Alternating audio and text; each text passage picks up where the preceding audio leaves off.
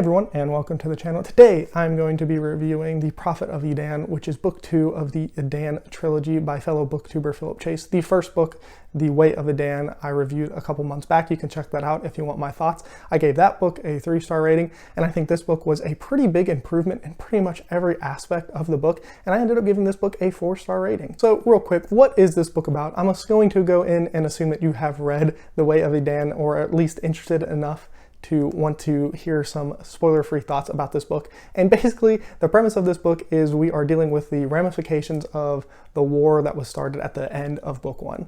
And book 2 is pretty much a huge consequence of battles, and there's some training and journey, but it is mostly a fast-paced book full of battles and kind of light politicking, which I thought was really well done. The battles in particular were super well done. With that being said, let's go ahead and talk about some of the positives I have before I move over to the negatives. So I obviously mentioned the battles already, and I think Philip Chase does a really good job writing a really good battle.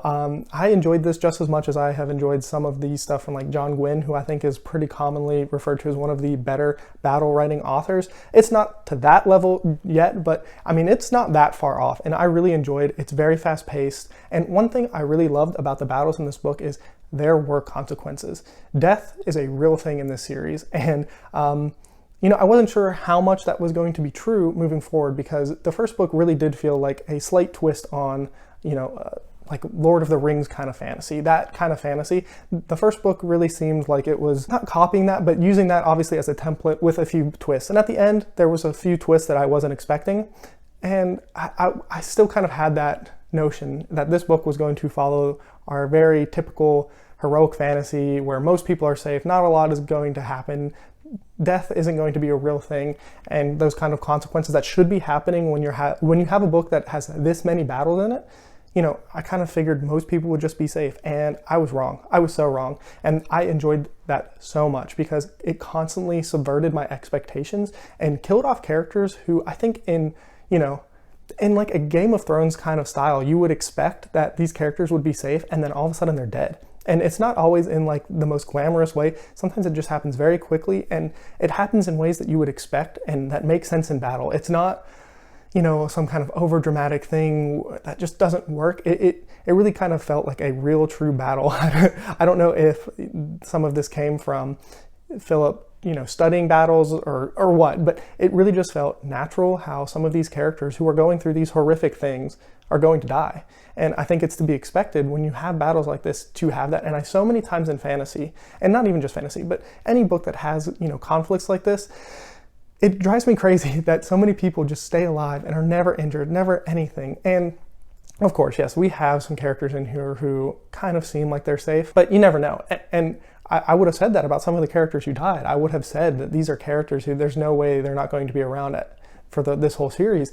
And well, guess what? They are no longer there. And I cannot say how much I enjoy that element, because 1, it keeps the story very fresh, and 2, it keeps me guessing. I don't want to be able to go into a battle and know that what's going to happen, who's going to be safe. I know how there's a battle at the very end of this book, and there are 2 people fighting, and I thought I 100% knew exactly what was going to happen. And what I thought was going to happen did not. And it was so refreshing to read some fantasy that wasn't afraid to get rid of characters that have a lot of emotional weight behind them. And Philip did that multiple times in this. So I have to give huge props for that. And that is just an absolutely huge positive for me in any book that I read. Positive number 2 for me, and this is a positive I had from the first book, and it is the magic system in this world. It is, I would say, more of a softer magic system with some hard elements. You know, there are basically spells that they can use and say to make the magic work. But the ethereal nature of this magic is that I think a lot of this comes from maybe some kind of Buddhism influence, where everything is kind of interconnected. There's a spiritual realm where you kind of meditate, get into your flow, and you can kind of make things happen from that aspect of the magic. And I really enjoyed that. I'm normally not a soft magic person, and I think maybe this one just kind of, you know, is on that fine line of like not being over explained, where like, hey, this is exactly how this works. It's a textbook, you know, figure it out. But not so far to like, well, if you could have always made volcanoes erupt, why haven't you been making volcanoes erupt the whole time? Just pulling a random example out. That doesn't happen in this book. But, you know, there are magic systems where they're so soft that you don't even realize what's possible. And I think that the magic here just kind of, you know, we know that they can control beasts, that they have, you know, the electrical wizard fire that they have, that they can kind of control elements, that kind of thing. But we don't know it so much to the extent that it's like, I don't know, reading a textbook and it's boring and it's sterile. This magic feels very much alive and a part of the world, which is a huge positive because nature is such like an integral part of this story. There are many times where we have a character just kind of like enjoying the beauty of nature. You know, there's a feeling, and Philip like nailed this in this book. There's this passage where a character is seeing this massive mountain range and they just feel so small and insignificant, but not in like a negative way, but in a like, wow, the beauty of nature, I'm not all important. You know, there's so much out there to like experience. And I don't know, that's like a feeling I have felt. I can remember specifically when I went to the Grand Canyon and I just finally walking up and like seeing this expansive, just like crazy natural phenomenon and just like really being like blown away from it and just being like feeling really connected to nature in that moment. And that's like a feeling I really enjoy. Like I love being out in nature, hiking, experiencing like, you know, these beautiful places. And there are multiple times where like the magic just kind of flows in with the nature and just, I don't know, it's a very beautiful magic system. And like I said, I really love it. It's not too hard, it's not too soft, it's just right. And I think those elements woven together to form this magic system are just amazing. There is a slightly new story angle brought in, and this is like first chapter of the book, so I don't really count it as a spoiler, but there is a barbarian race that we are introduced to, and it's the first battle we see. And basically there is this chosen warrior that somebody has come and said, a god has spoke to me, you are the chosen one, you're going to unite all of these clans and bring them under one banner and kind of rule. And while we didn't get a lot of it, I think it's really more of setup for the third book, unfortunately. I really enjoyed this, another culture being added. We keep seeing this world kind of expand slowly. We have the dwarves, we have our normal humans, but then inside the humans we have different you know, countries and customs and stuff. And then this is just another human, you know, barbarian race that we're getting introduced to, and how different they are from everything else we've seen. I don't know, it just really makes this world, and I guess it's more like a world building positive, but it just, you know, makes this world feel very expansive. And there are also some mentions that this is only one continent, one place. There are places far beyond these shores, which really make the whole world feel bigger. And a lot of times in fantasy, you know, we're kind of stuck in one country, one continent, maybe even sometimes one city. And everything seems like it's so important right there. But then you have places that aren't being affected, are so far away, that, you know, it almost makes the conflicts feel smaller. And one thing that I really enjoyed is that this is a continent-wide conflict, and we are also getting references to things outside of this one place, which to me builds out the world in a way that a lot of authors either don't want to do or just don't take the time to do. And I think it's just a positive to see so much happening and that so many places are being affected. I don't know, it's just a very broad story and I just really enjoy that. I want to bring up some of the characters. I think the characters in this book are a huge positive. In the first book, I hated a couple characters, specifically the main character. I did not enjoy Dayraven as a character at all. I found his decision making to be very questionable, really didn't make sense a lot of the time. And fortunately in this book, he kind of came to grips with what he had to do, what was going on, and how important of a person he was going to be, even though he just wants to go home and kind of be a farmer or whatever.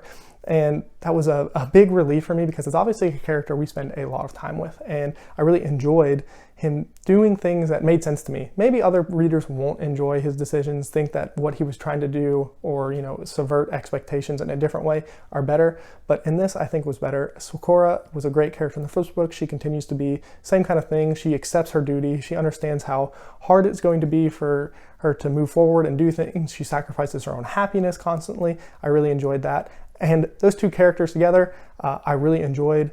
I enjoy the there's a little bit of romance in here, and romance is an interesting thing. It doesn't always work for me, but for whatever reason, the way it happened in this book felt very real. Like these were feelings that through the circumstances these characters were in, that they would have for each other, and that the way they go about feeling towards each other, sharing that connection made sense. You know, they both know that they have very important things that are probably going to prevent them from being happy in the long run, but they're able to take the moments that they get together and have happiness. And I think that's a really important thing in a book that has so much death and like destruction, that there is kind of that nice cyclical, like, okay, there's all this death and destruction and hatred, but there's also this love and compassion. And it's not just romantically between Sakura and Dayraven, it's also between a lot of the side characters, and how there's a lot of caring and just compassion there, and it helps balance out the story, so it's not so just one heavy-handed death, destruction, decay, all of that horrible thing, but there's also the love, the compassion, the want for happiness that some of the characters have. It's great. The side characters in here, while they are side characters, play a large enough role that, when they get their own POV, I liked it. It made sense, and they were showing different aspects of the story that at that point in the story other characters couldn't. So it really just kept the book fresh and didn't let anybody just stay in one place for too long, and just, I don't know, it all just flowed really well together. Now let's go ahead and talk about some things that didn't work as well for me. And actually this first one is actually both, because for me, I liked this element to it, and I know for others they're not going to like it as much, and that is there is definitely some very heavy-handed where I kind of felt like I don't know what Philip Chase actually believes, feels, thinks, but there were a lot of, and I mentioned these Buddhist elements of like us all being interconnected, that like religion isn't real. I don't know exactly how to explain it, but just this interconnected world and everything where man has kind of corrupted the true feeling of what should be going on. And it was a little heavy-handed. For me, I like it. I like that commentary in my books. I don't normally mind it when I see an author inject like real world things into a story, even when it's pretty heavy-handed. But I know for others are going to just kind of, there are some passages in here that people are going to see and roll their eyes at. It's a little idyllic, I think, some of the views that are placed into this book, but I enjoyed them. I think they're really well done, but I know there are other people who are going to see those things and just be like, oh my gosh, here we go. It almost feels a little preachy, and so I know that is going to be a negative for some, but for me, it's a positive, so I did want to mention that. And so this is me kind of fence-sitting on this one topic. And my first real negative is that as much as I enjoyed some of the battle scenes, they were a little choppy. And what I mean is, we would have characters all in the same battle, and the POV would switch pretty consistently between one doing this battle and one doing this thing in a battle, and just kind of back and forth. And sometimes that works for me and sometimes it doesn't. And towards the end of this book, there were just, and maybe this is part of the problem, is there were battles or conflicts happening with certain characters that I kind of would have just liked to have seen happen in its completion and not bounce back and forth. And I don't know if it would have worked in the story. I don't know if the story would have flowed as well, because timeline things and just like where battles end up and everything. But in general, there was a lot of back and forth, which is fine a lot of times. I know some people like that. It's almost like the quick cut jumps in movies, in an action movie, where it's like you're one camera angle, another camera angle. Obviously that's for one fight, but in this you're kind of like back and forth. And maybe part of it was I cared a lot more about one than the other, even though I liked both. But I don't know, it did make some of the chapters kind of flow funny and just very choppy. It was like, okay, I'm here. Oh, now I'm over here. It's still in the same place, but it's like back, forth. I don't know. It gave me a weird flow to some of the chapters in the books. And while the battles themselves, like I said, were done really well, that's one of the negatives I have. And my only other real negative, I have two. One is that this book does have a few slow points where I liked it. And I think that's one of the things I feel bad about saying this, but there are definitely going to be moments in this book where characters kind of sitting, reflecting, doing some of those like interconnected world things, the struggles to get somewhere, where, I don't know, feel maybe a little drawn out for me. There were only one or two moments where I was like, come on, we could move on.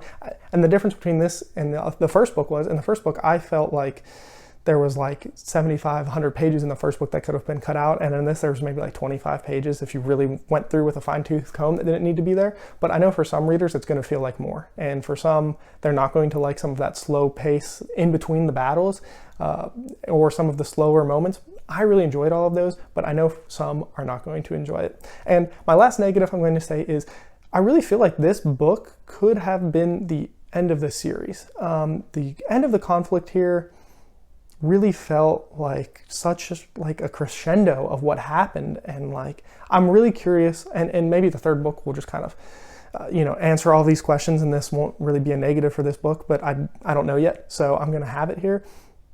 Just so much seems like it got resolved in a way, because some things got resolved but created conflicts elsewhere, so it's kind of like back and forth. But this really felt like this could be the end of this story. It almost feels like if some of the things that happened early on in this book had replaced some of the things in the first book, and just some rearranging and some repacing maybe of the story, that overall this could have been 2 books instead of 3.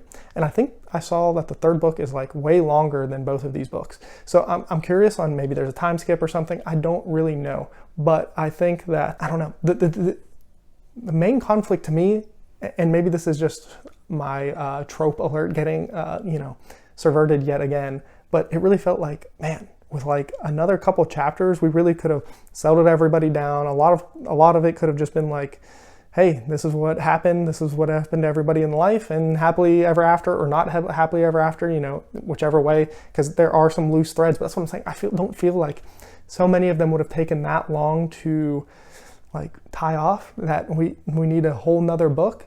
So I'm curious on what the story for the next one is going to be, because to me, so many big things ended at the end of this book that I don't know exactly how we're going to get a third book, what's going to be happening, what the story is really going to be. So I'm curious, and so I don't know if that's a real negative, but I'm going to put it here as a negative for the book. But overall, I would recommend this. If you read the first book and weren't, overly excited from it, I like I said, I liked it. I thought it was good, but it wasn't like a new favorite or anything. I would definitely recommend go ahead and pick this one up sooner than later. I know book 3 is coming out soon, but I think this one is a big step up. I did enjoy it significantly more than the first book. But if you have read this series or have any thoughts about it, let me know down in the comments. And as always, have a good one.